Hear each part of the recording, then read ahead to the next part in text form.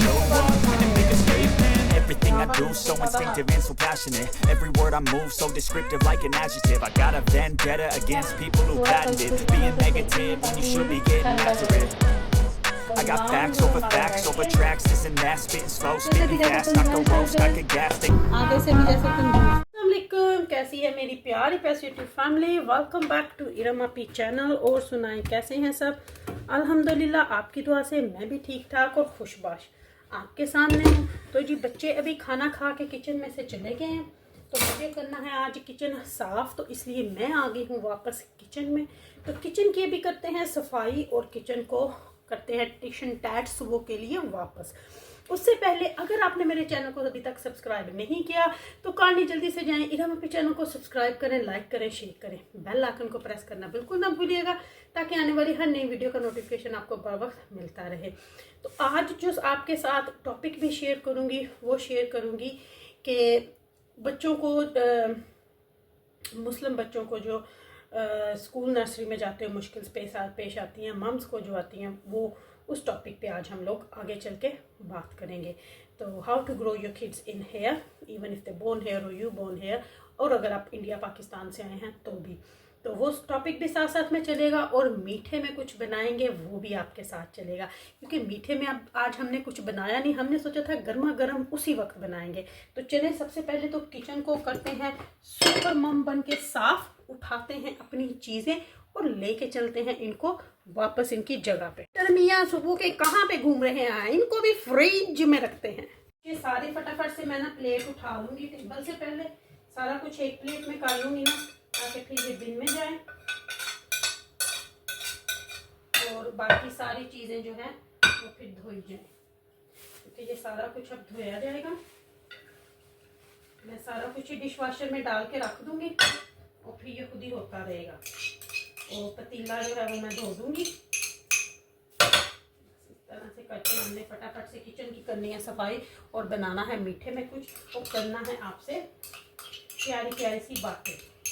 तो ये अब मैं सारा यहाँ से पहले गंद उठा लूँ, गंद नहीं है सॉरी गंद नहीं जी। डिश वॉशर को करते हैं फिल फटाफट से, क्योंकि सब कुछ मैं इसमें डाल दूँगी, सिर्फ पतीले ही मुझे धोने होंगे फिर। तो डिश वॉशर लगा हुआ है, फिर आराम से तुम से पता होगा कि बस जो चाय के बर्तन है वो भी फिर इसी में चले जाएंगे। तो डिश वॉशर को करते हैं ऑन।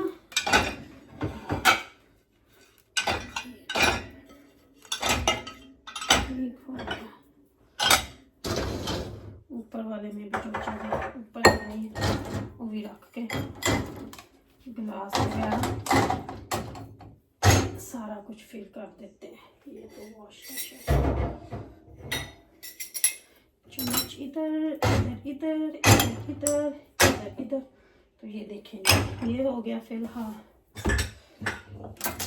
हमारा डिश वॉशर।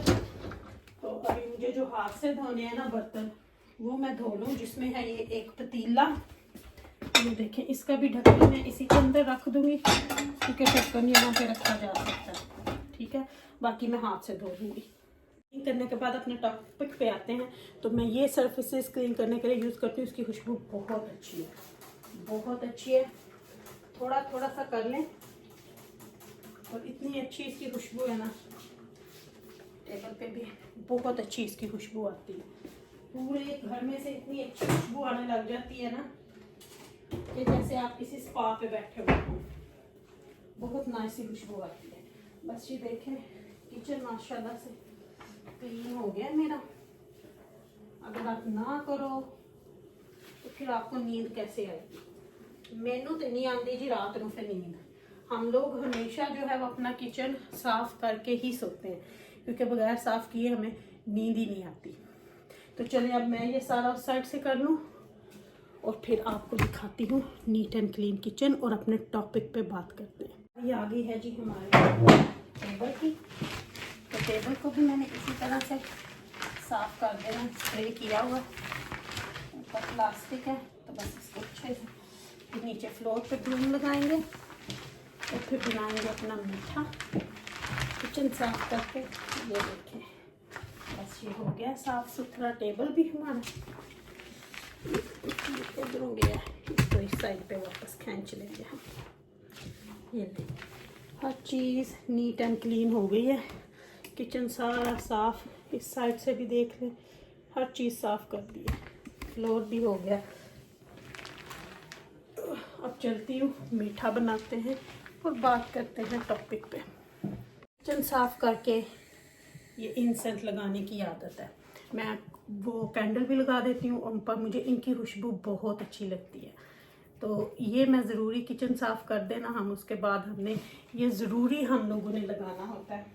यहाँ पे इस स्टैंड में हम लोग रख देते हैं, और बस अब इसकी खुशबू से पूरा घर जो है वो खूबसूरत सी स्मेल आएगी। देखें, अच्छा लग रहा है ना। बनाने के लिए मैंने पैन रखी है, उसके अंदर डालेंगे दूध, थोड़ा ही डालूंगी क्योंकि एक कप ही बनाना है, उसी में से मैंने और आमन ने दोनों ने खा लेना।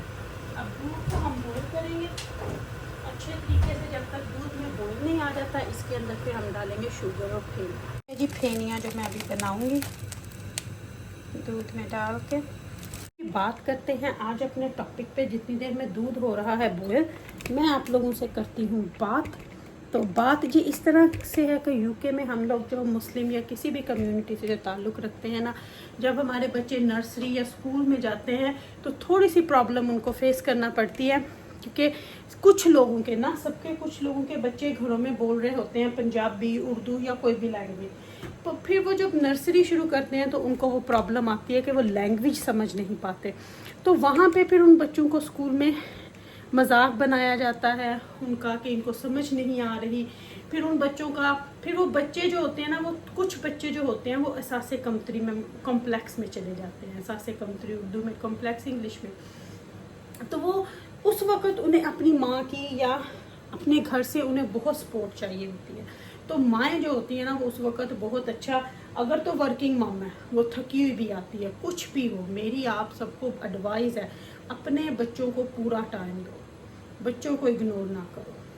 काम तो कम कर दो, कोई बात नहीं, थोड़ी देर नहीं भी करेंगे तो कोई बात नहीं, अपने आवर्स कम कर लो, लेकिन बच्चों को पूरा टाइम दो। ये आपका एक एम होना चाहिए एज अ मम, एज अ मुस्लिम मम। मैं जब मेरे बच्चे जब छोटे थे, मैंने कभी फुल टाइम काम नहीं किया था, क्योंकि यहाँ पे अब आपको यूके में अगर आपने अपनी लाइफ इजी देखनी है ना, और आप दोनों एक प्रोफेशनल हो, जैसे मैं और मेरे हस्बैंड आप दोनों प्रोफेशनल हो, तो फिर भी आप लोगों को थोड़ा कंप्रोमाइज़ करना पड़ता है, आपकी जॉब अच्छी हो जो भी हो। तो आमर जो थे वो ऑफिस में, ओबियसली ऑफिस मॉर्निंग पे ही खुलते हैं, तो आमर सुबह से 8 से शुरू करके 5 बजे घर आते थे। मैंने जब तक मेरे बच्चों ने फुल टाइम स्कूल नहीं शुरू किया, मैंने फुल टाइम जॉब शुरू नहीं की। मैं हमेशा 5 से 9 बजे तक करती थी, क्योंकि मेरा काम ऐसा था कि जो मैं इवनिंग पे भी कर सकती थी, अपनी मैनेजमेंट को लेकर चल सकती थी। तो मैं हमेशा 5 से 10 या 5 से 9, बस ये हाफ टाइम मैंने काम किया। फिर जैसे ही हसनैन ने फुल टाइम, मेरे बेटे ने फुल टाइम, सबसे छोटे ने फुल टाइम स्कूल शुरू किया, तो फिर मैंने ओबियसली मेरी जॉब की रिक्वायर्ड भी थी कि मैं फुल टाइम करूं या उनको आवर्स एक्स्ट्रा दूं। तो एज अ मेरी अपनी रिस्पॉन्सिबिलिटी के हिसाब से तो मुझे वो करना था। ठहर जाए 1 मिनट में ज़रा शुगर उठा लूँ।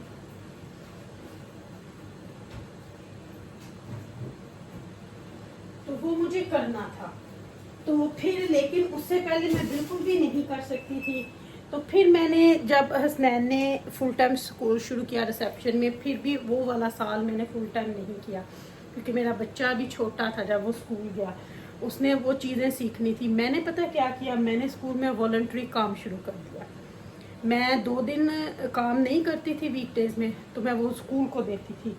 तो मैं स्कूल में जाके बच्चों के साथ उनकी स्टडी करना, उनके होमवर्क, यानी voluntary as a teacher assistant, voluntary pay के हिसाब से नहीं।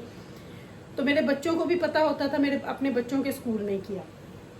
तब हसनैन था रिसेप्शन में, रबाब थी ईयर 1 में, और ऐना थी ईयर 2 में। इस तरह ऐना शायद ईयर 3 में थी। तो इस तरह मैंने करना शुरू किया काम। तो मैं ना बस, फिर बच्चों को भी पता होता था कि माँ इधर है, और बच्चों को थोड़ी तसल्ली भी होती थी। अच्छा जी, दूध में उबाल आ गया, आंच थोड़ी कम कर लेते हैं। अब इसके अंदर शुगर ऐड कर देंगे। शुगर मैं बहुत कम डालती हूँ, क्योंकि मुझे ना इतनी शुगर पसंद नहीं है, बहुत कम मैं शुगर मीठी चीज़ खाती हूँ, और फिर मुझे साफ़ करना पड़ेगा। तो मेरी अपनी उन बहनों के लिए बहुत ये रिक्वेस्ट है कि आप काम थोड़ा कर दें, बच्चों पे फुल तवज्जो दें। फिर जैसे ही बच्चे बड़े होते गए, मैं यानी कि कुछ डेज़ मैं बच्चे जब मेरे ईयर 3 ईयर 4 तक थे, कुछ डेज़ मैं 5 बजे तक काम करती थी। लेकिन फिर ये होता था, ओबियसली आपका वर्क भी आपने देखना होता है, उनको भी। फिर मैंने जब जैसे ही मेरे बच्चे 9 से 11 साल की एज पे गए, फुल टाइम मैं अभी भी फुल टाइम काम करती हूँ, लेकिन मैं 3 बजे के बाद नहीं करती। मैं 3 बजे के बाद, जिस दिन आमर घर हूँ उस दिन ठीक है, mostly I finish work at 3 o'clock। मैं आपको अपना एक्सपीरियंस बता रही हूँ अपनी उन बहनों को, कि बच्चों के साथ आप अपना टाइम गुजारें। ये जो बच्चों को, फिर जैसे ही आपके बच्चे आप उठाते हैं ना, मैं हमेशा बच्चों को खुद उठाती हूँ, आमर भी सम टाइम उठा लेते हैं। जैसे ही बच्चे कार में आते हैं, आप उनसे पूछें कि पूरा दिन में उन्होंने क्या किया, उनके कौन दोस्त हैं, कौन फ्रेंडशिप है, कहाँ पे। और जब भी बच्चे कहीं जाना चाहते हो ना, जैसे फ्रेंड्स के साथ, आप उन्हें रोको नहीं, जाने दो, ठीक है। लेकिन एक लिमिट है, आप खुद उनके साथ जाओ। छोटे बच्चों को तो आप जाने ही नहीं दोगे, ठीक है। जैसे ही टीन एज की जी मैं बात कर रही हूँ, जैसे 14 साल 15 साल की बच्चियाँ जो होती हैं, कभी किसी की बर्थडे हो गई, हमने फ्रेंड्स आउट करना है, हम क्या करते हैं, हम उनको ड्रॉप करते हैं। और मैं भी उसी एरिए में ही होती हूँ, लेकिन मैं उनको ये कहती हूँ कि जब आप ख़त्म हो जाओ मुझे कॉल कर लेना, आप पिक यू अप, या आमर पिकअप कर लेंगे। तो इससे बच्चों में भी कॉन्फिडेंस आता है, उनको पता चलता है कि उनकी माँ ने उनको टाइम दिया है, उन पर ट्रस्ट किया है। मेन चीज़ आपने उनको ट्रस्ट देना है कि उन्होंने हमें ट्रस्ट दिया। फिर वो स्कूल में आप ये देखो कि आपके बच्चों की फ्रेंडशिप किसके साथ है, उनके साथ बात करो। कभी उनकी माँ के साथ बात कर ली, क्योंकि जब बच्चे सेकेंडरी स्कूल में जाते हैं ना, तो वो जो पिछले स्कूल वाले बहुत कम बच्चे साथ में होते हैं, क्योंकि स्कूल डिफरेंट हो जाते हैं। फिर आपको ज़्यादा अपनी आंखें और कान खुले रखने पड़ते हैं। इसलिए आंखें और कान खुले रखें, अपने बच्चे पे ट्रस्ट करें। मेन चीज़ आपने ये करनी है। तो चलें, बाकी की बात इंशाल्लाह नेक्स्ट व्लॉग में करेंगे। तो फ़िलहाल हम बना लेते हैं फेनियाँ, क्योंकि वीडियो लंबी हो जाएगी, क्योंकि ये बहुत एक नाजुक टॉपिक है जो हम लोग यहाँ पे अक्सर फेस करते हैं। अब जैसे जब हम छोटे थे, जब हम यहाँ पे स्कूल जाते थे, तो हमारी माओ की जो थे वो डिफरेंट था, वो टाइम डिफरेंट था। हम कह तो देते हैं कि एवरी टाइम सेम होता है, लेकिन नहीं। आप अपने बच्चे पे ट्रस्ट कर सकते हो, इन्वायरमेंट पे नहीं कर सकते। तो इसलिए घर से उनको टीच करें। तो चले, आज की बात यहीं पे ख़त्म करते हैं और बनाते हैं अपनी क्योंकि मैं अभी उस स्टेज पे हूँ कि मेरे बच्चे टीनेज पे भी हैं, और मेरी बड़ी बेटी टीनेज से निकल गई है, 20 साल की है। तो मैं जो आपको अपनी बातें बताऊँगी, जो अपना एक्सपीरियंस आपसे शेयर करूँगी, वो शायद आपके बहुत काम आने वाला है। आप मुझसे कोई भी क्वेश्चन पूछ सकते हैं, कुछ भी बात आप कर सकते हैं। तो आप बिला झिझक आके मुझसे पूछें। ये ज़रूरी नहीं कि आप यूके में ही हो, कहीं पे भी आपको कोई प्रॉब्लम है तो मैं खुले दिल से आपको अपना एक्सपीरियंस बताऊंगी। चलें, चल के फटाफट से बनाते हैं फेनियाँ, क्योंकि अब मीठा खाए बगैर ना बहुत हो रहा है। तो चलें, चल के बनाते हैं ये टॉपिक। अब हम रोज़ कुछ ना कुछ नया टॉपिक पे बात किया करेंगे। तो आप लोग मुझे बताइए, बल्कि मुझे बताएं कि कल हम किस टॉपिक पे बात करें, कमेंट्स में लिखिए, ताकि हम लोग उसको जो किसी बहन को प्रॉब्लम हो रही है, हम उस चीज़ पे बात करें, मिल बैठ के बात करें और अपने आइडियाज़ शेयर करें कि कैसे बच्चों के लिए हम लोग अच्छी तरबियत कर सकते हैं। तो चलें, पकना शुरू हो चुका है, शुगर हमने इसमें ऐड कर दी है। अब हमने इसके अंदर डालनी है फेनियाँ। पहले शुगर को अच्छी तरह मिक्स कर लें, दूध अच्छा सा पक भी गया। अब मैं इसके अंदर डालूँगी, ये देखिए इस तरह से, बस इतनी डालनी है, मैं ज़्यादा नहीं डाल दूँ। इनको थोड़ा सा हम लोग पकाएंगे, फिर उसके बाद आपकी मर्ज़ी है, आपने इसके ऊपर बादाम पिस्ते जो भी ऐड करना है आप कर लें। अब ये मेरी एक दफ़ा और बनेगी, फिर ये ख़त्म, फिर नया पैकेट लाना पड़ेगा।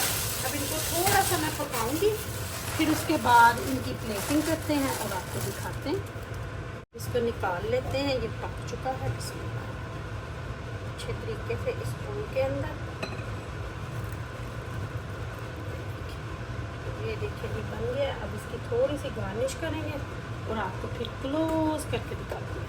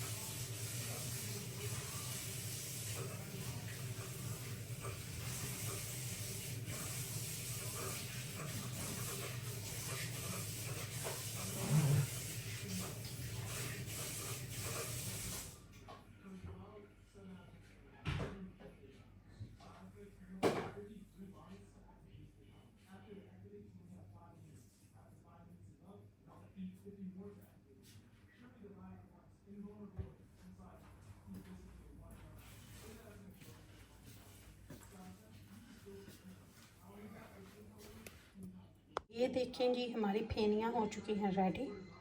आज का डिज़र्ट है ये। ओके जी, अल्लाह हाफिज़।